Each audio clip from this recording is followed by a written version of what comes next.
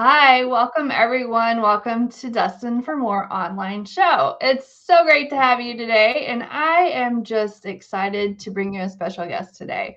But before I introduce her, I just wanted to welcome you. If you're new to me, my name is Wesley Reece. I'm a success coach, healer, and spiritual mentor for midlife female entrepreneurs. What I really do is help with the mindset game and really help you step into that version of who you need to be so that you can realize the goals and dreams that you have for your life and your business. And so, in our online show, Destined for More, each episode, I like to bring you a guest where the expert is sharing their genius with you so that you can feel empowered, a sense of overall well being and prosperity in your life and your business. And today we have the beautiful Deronda Aiken.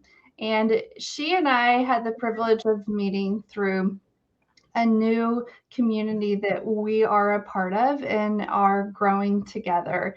And I'm going to share a little bit about that with you at the end. But to give you a little bit of introduction as to who Deronda is, she is a JoyTalk coach. And through that, she really empowers women to use their voice.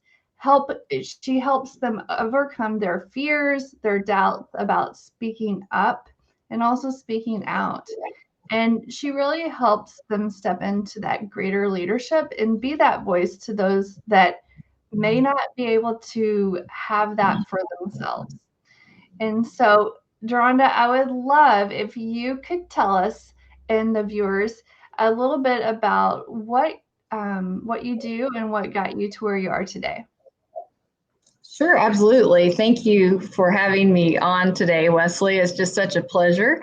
I'm so thankful that we were introduced not that long ago, but I just really appreciate your outlook and how you're helping people as well. So, yes, what I do now, boy, the way that the curves of your life happens, and I have to say that this one I am enjoying. I've enjoyed it all, but I am enjoying this one so much. I have a program that it has two strands, and I always think of it kind of as DNA, when you see it wrapped around one another. And part of that is teaching women by rewiring their brains through neuroscience to not be fearful of speaking up in public, whether it's like you and I right here on a stage in front of 600 people. I've had that for some of my clients, but sometimes we just don't know what we have in our voice and we don't know how to get it out. And there are other programs around, but the thing is, now that we're learning so much about the brain, most everything else that's for public speaking has been developed for the male brain. And as we know, our brains work differently. So this program is specific for women and helping their brains. So that's more the technical side of it. But the unique transforming side that just lights up my spirit every time I'm with these dear ladies is as they go through this journey of getting deeper into what we call the heart of their mind, they are getting their truth of what their message is for this world. And honestly, when I started doing this for myself, I came out with a joy ambassador. That wasn't what I went in with. And I didn't know that that was supposed to be, my message at this time. And I've seen women actually that are entrepreneurs change their messaging, their branded messaging, because it came from their heart. And it was so powerful because once they got that from their heart, then when they put that out, they got a lot better results. So, I don't tell people it's going to raise your ROI necessarily, but you never know. It's just a unique transformation for every woman. And some women, like one lady that is a dear friend of mine now, it took her 4 months just to tell the teacher her name when she was a little girl in school. She was that shy. And so I asked her, I said, would you join one of our circles? Because they're totally confidential. It's only women, and everything that's said there never goes anywhere else unless someone, gives us permission to share a story or something.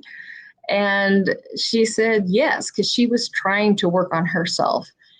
Last 2 weeks ago, I got to watch her. She's a beautiful graphic designer. I got to watch her actually teach a lunch and learn to like 30 women that were just hanging on her every word and telling how she, from her soul, creates her graphics and branding for women. And I couldn't have been prouder, because she put in the effort. I just had the program and I was there to hold that space for her as she learned that she could speak up with her voice. Some people that are in corporate, women that are in corporate, we find a lot of times they feel stifled perhaps in a board meeting. A lot of it's men, and when they speak up, they're not really heard. So one of the things that we do is we actually do a role playing where they get to practice speaking up in a group of men, even though they're women, but we're pretending. It works very well because all of that rewires your brain. So that's what I'm doing now. And I love the transformation and the joy that I see on their faces. And that's what I'm all about, is a joy ambassador. And just a little bit of how that came to be. We'll roll back the reel of my life several years, but through a whole set of circumstances that were not orchestrated by me, but I loved every moment of it. I found myself in Istanbul, Turkey, first of all, importing some of their beautiful handmade silver jewelry. And I got to go out to the villages. Some of these entire villages had been making this jewelry for over 500 years. It was very traditional. And I always tried to work with the ones that had mainly women that were making the jewelry, because the men did as well. And I would take pictures of their hands when they were doing it, because it just is like magic, but it's just beautiful. And they've done it so many times, they didn't see what the big deal was. But I just saw their heart, and it just became something so strong in my heart that everything that I did, I wanted to really help women, and I'm a business person. So what that means to me is then I'm going to either offer services or get products from women. And so that's what I set out to do. While I was there, I was also teaching English as a second language, most of the time for business people, because I'm a business person, and I really enjoyed that. But I came up on a very hard truth, because anybody that knows me knows I'm in love with Turkey, and especially Istanbul. But I found out that Istanbul, at that time anyway, was one of the largest ports in the world for human trafficking. And that literally broke my heart. It really did, because from where I was sitting, I could stand up from my desk, and we had a very nice modern office. So the outside wall was glass from top to bottom. And when I stood up from my desk, I could actually look across the road and see the beautiful water where those huge, I'm a girl from Kansas, so we don't have big ships in Kansas. And I would be fascinated watching those huge ships going down, heading to the port. That's what they're doing. That's one thing that Istanbul's known for. But what I didn't know was sometimes there were young girls from Southeast Asia in those containers and other areas as well. But that was the one that I learned about first. So, when you have that voice in the back of your head that, I knew this was to be added onto my purpose, because I feel like each one of us are an ambassador for whatever our purpose is. And so we need to really own that and share that. So I started getting involved. But again, I'm a business person. I'm not going to go obviously rescue them. I have no idea how to do that. And I don't know how to counsel them. I'm not a counselor, and that's a very specific skill set. But you know what? When they get through all that, we call them thrivers. And so a lot of times they will actually start making products that then they can sell and have a whole new life based on marketing those products. Okay, I'm a business person. I can help them do that. So I would work with organizations that had rescued them, and was taking them through the process, then to bring their products to market. And I was marketing them over here in the United States. And a lot of people really liked that, because they were getting very unique products, and they're all handmade. But when I went back to Turkey in 2019, I hadn't been able to be there for a few years because of some family health that had come up. Sorry, I get a little dry when I'm talking. I went back, and just the moment I stood back on Turkish soil, I just knew that I was home again. But this trip, it was a different word that was following me around, and it kept saying, "You need to be their voice. You need to be their voice." And as I was talking to some of these women, I noticed something that I had never noticed before. Somewhere in their story, and I didn't have them tell me the traumatic part necessarily, but they were just sharing some of their life with me. There would come a moment when their whole face would just light up and their eyes would just shine, and they would have this moment of joy, and they would describe it to me. And that's what that voice was saying. You need to be their voice, because nobody was telling their moments of joy. They were always telling their trauma story, which of course we need to learn from those. So I understand why that's what the organizations use. That would have been my original thought as well. But they have moments of joy. And so I thought that, my next calling in life then was to share those moments of joy. And it has been, but guess what? There was another bend in the road, and it came around to, instead of just being their voice, and I still am their voice until they can have their own voice. But that's my next plan, is for them to have their own voice. But COVID happened, and I couldn't get over there to be with them. I couldn't do hardly any of the things I had thought would be my next step. But a lot of things changed in my life. We had just a whole generational shift, and I had a lot of responsibility. And so during that time, again, the timing is always perfect. During that time, as I was taking care of this family responsibility, I kept thinking, how can I be their voice? How can I be their voice? And then I realized how stilted I felt when I got even on to do a Facebook Live. And I thought, well, I don't know how I can be anybody's voice if I don't even feel comfortable speaking up online, or, I'm fine one-on-one. Wesley, if you and I were in the same room, I would have had absolutely no problem with it. And so I started searching for something that would help me be able to speak and be very comfortable with it and be able to speak clearly. And then I could be their voice. Well, I am surrounded by female entrepreneurs, and I am so, so blessed by that fact. And as I started studying this, it was making, like within a couple of weeks, it was making such a difference for me.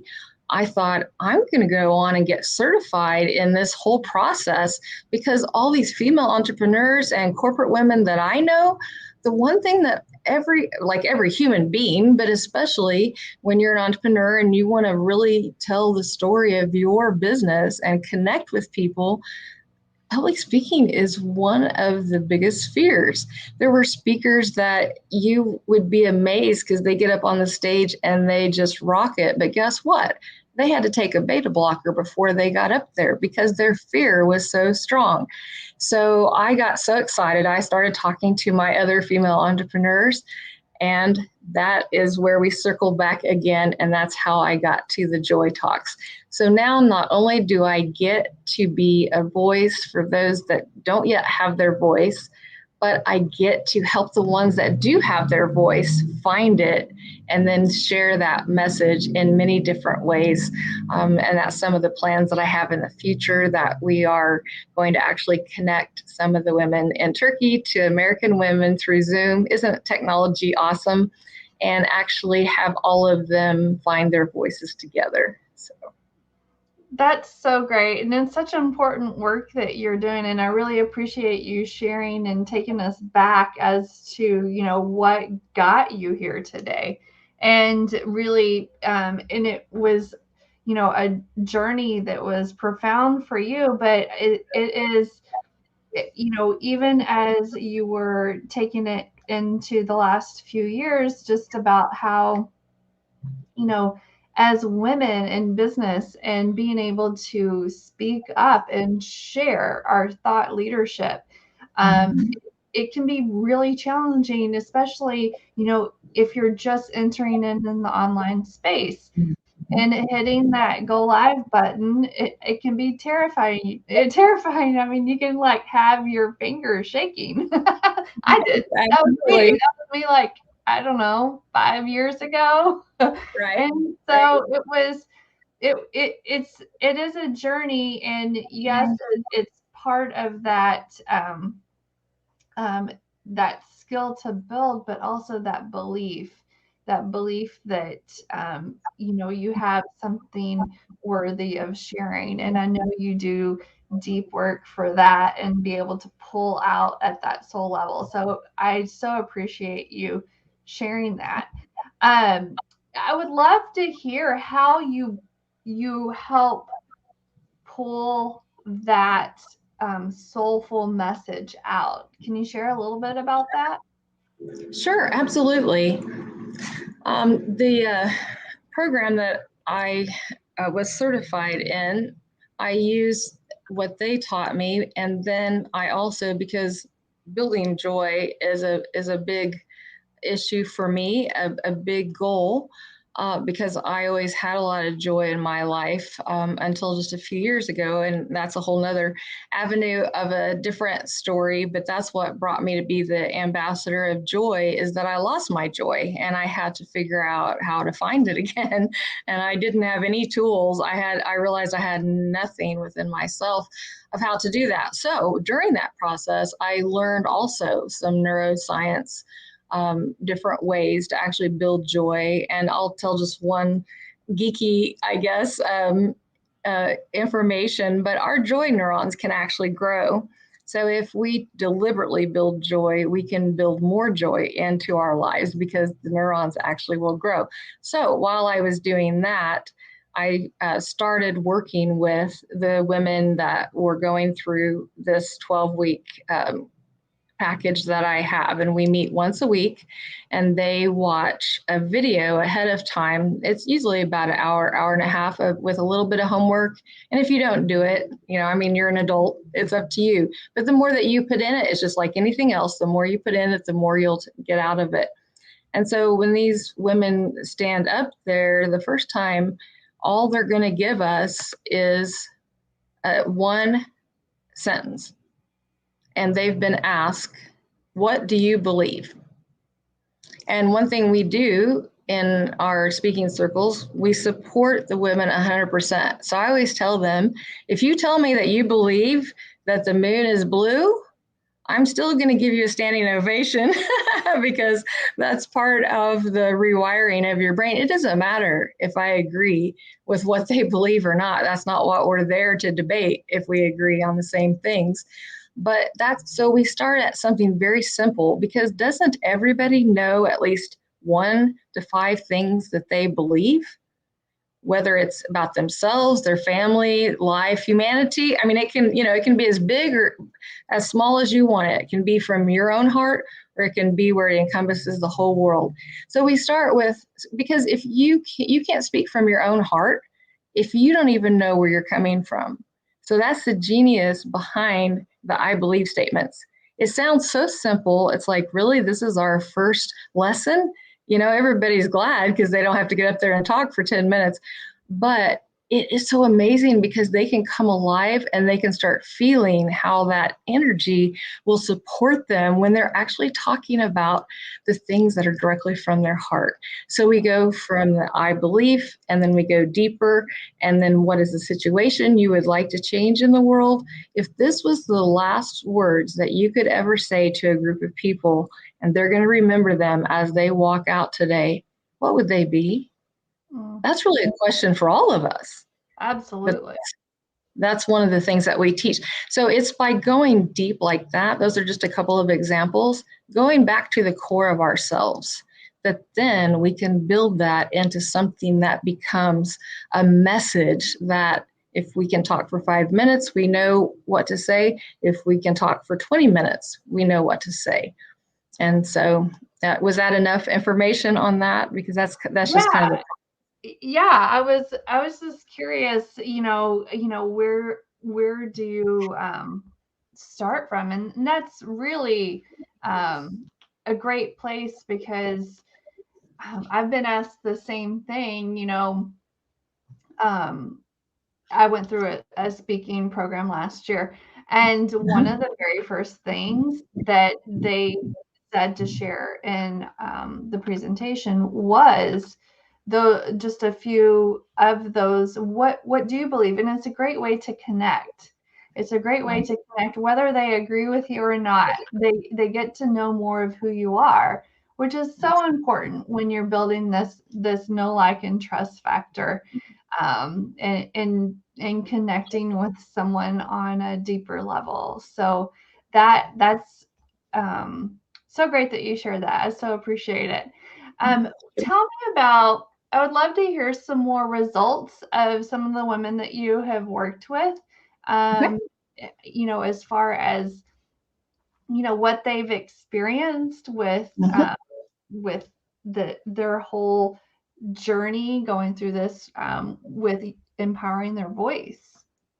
Okay, I would love to. That's one of my favorite parts because I get to brag on my circle members.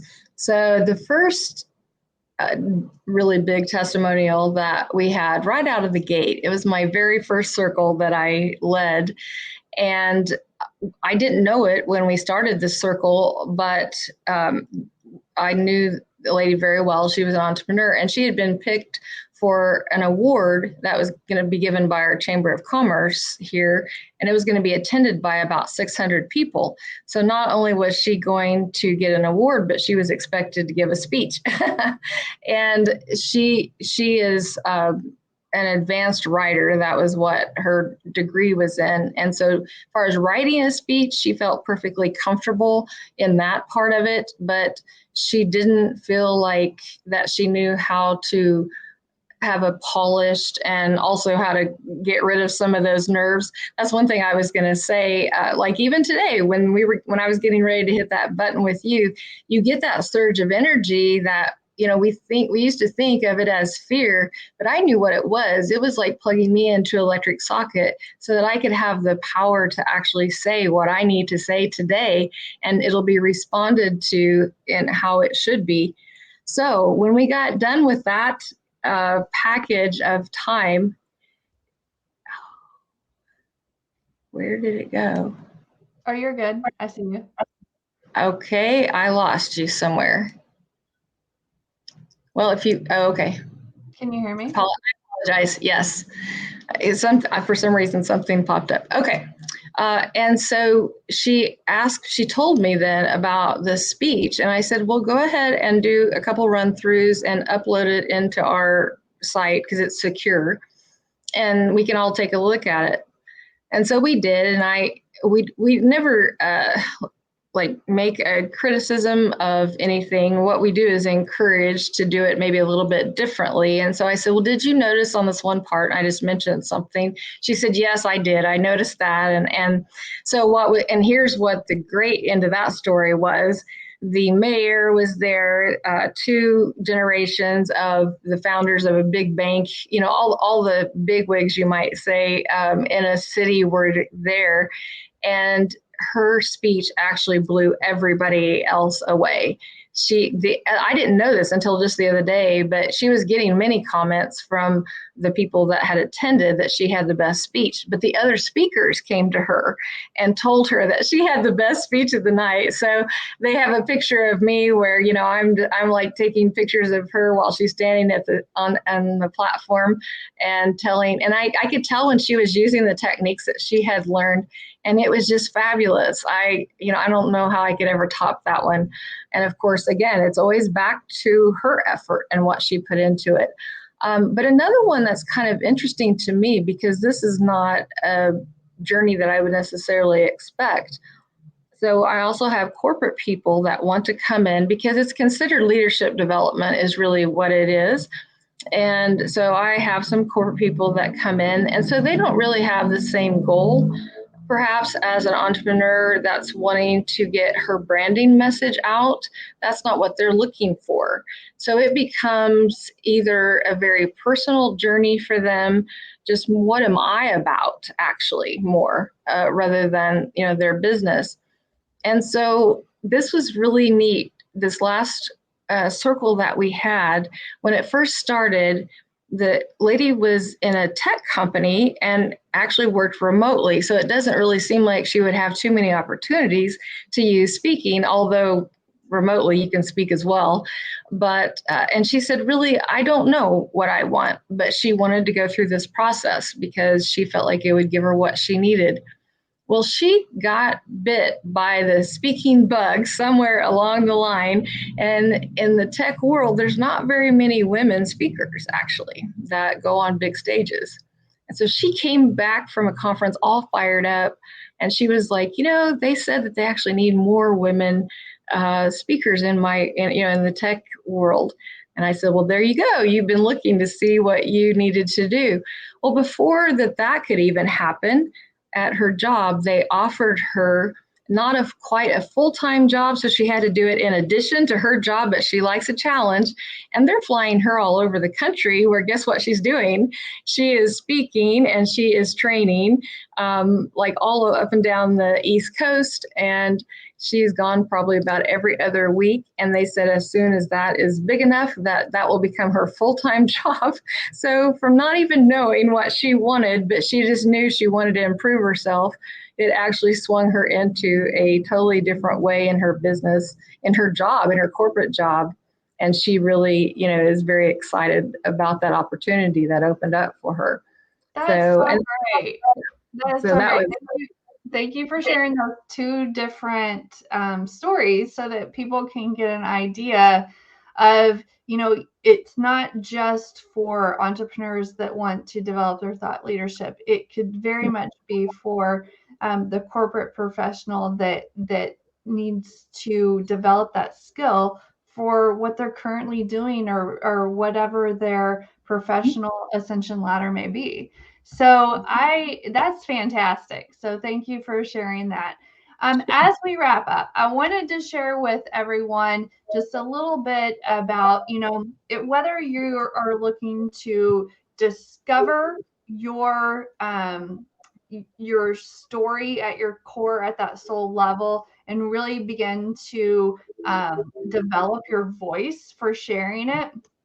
I know we have a community that we're a part of, and Deronda, every other Tuesday, she hosts a group of a safe space. It's called Spontaneous Speaking, where you can just start to exercise your voice and be able to exercise that muscle also to speak, kind of like impromptu ways, so that you can start to develop that courage muscle and step out there in a new way. And so I want to encourage you to click the link below, reach out to Deronda, whether it's a discovery call or you want to be a part of her spontaneous speaking every other Tuesday. Reach out to her and connect with her to get that information, as well as more information on her program and to develop your own speaking voice. So thank you again, Deronda, for being here. Thank you so much, Wesley. I really enjoyed it. And any last words you would like to leave for the audience? Oh, well, one thought. Give me an I believe statement from Deronda Aiken. Okay. I believe when women find their voices, that they impact the entire world. So we just need more of them to make a bigger change. Oh, I love it. Thank you. Thank you so much for that. And thank you for everybody that has tuned in. We appreciate that. If you've got any questions or comments, drop them below. We would love to hear from you. Also, any insights that you may have. So thanks again for tuning in. We'll see you on the next episode. Take care. Bye. Thank you. Bye-bye.